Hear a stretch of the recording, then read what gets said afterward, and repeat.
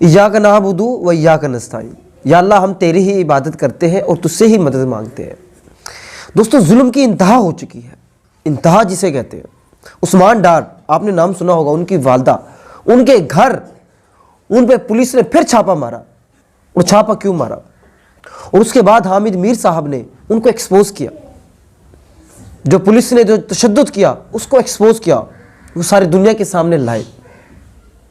आखिर ये कौन सी माएँ है, ये कैसी माएँ है, ये कौम की कैसी माएँ है जिनके ऊपर जुल्म और तशद्दुद किया जा रहा है, जिनके गिरबान को फाड़ा जा रहा है। दोस्तों ये वीडियो बड़ी ख़ास होने वाली है, और ख़ास क्यों होगी उसकी मैं आपको वजह बताता हूँ। ये बहुत ही अहम वीडियो है। दोस्तों आपको पता है कि उस्मान डार साहब जो है ना प्रेस कॉन्फ्रेंस कर चुके थे, आप सबको पता है।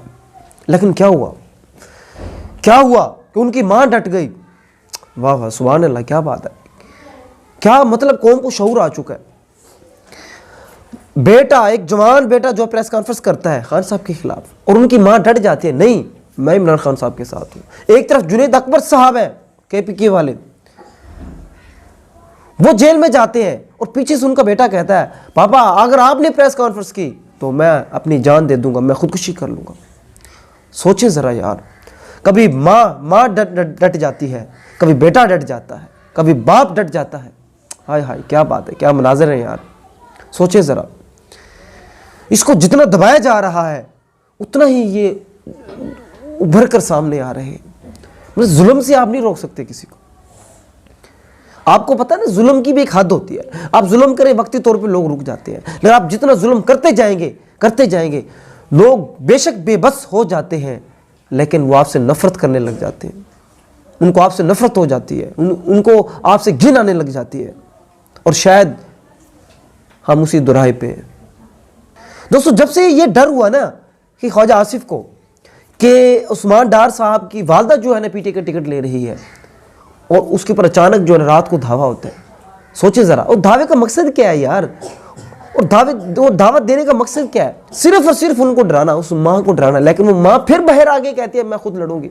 आय हाय, क्या बात है। कहते हैं मैं लड़ूंगी, मैं इलेक्शन लड़ूंगी, और तुम्हें इतनी जुर्रत और हिम्मत है, मैं जेल के अंदर होंगी फिर भी इलेक्शन लड़ूंगी। एक माँ कह रही है, एक बूढ़ी माँ। दोस्तों सोचें ज़रा, कैसे ये लम्हात है, बंदा सोच के भी अक्लदंग रह जाता है यार, कैसे ये मनाजिर है। और एक पुलिस वाला कहता है, वहाँ का जो अफसर है, DPO जो भी है, वो कहता है कि ये तो माँ जो है ना, उनकी जो माँ जो है बड़े जो है ना गलत जो है ना उस नजेबा अल्फाज यूज़ कर रही थी। हम एक इश्तिहारी को पकड़ने आए थे, लेकिन माँ जो उनको हमारे खिलाफ नजेबा जो है ना वो कर रही थी, अल्फाज इस्तेमाल कर रही थी। लेकिन हामिद मीर ने ऑडियो चला के सबको उनको नंगा कर दिया। कहा कि देखें माँ तो बड़े अच्छे अल्फाज है, आप मेरे बेटे, मेरे बच्चे, हाय हाय, ऐसे अल्फाज इस्तेमाल कर रही थी। और ये भी आवाज़ें आ रही थी कि हम कश्मीर में रह रहे हैं और हमसे तो कश्मीर भी अच्छा है।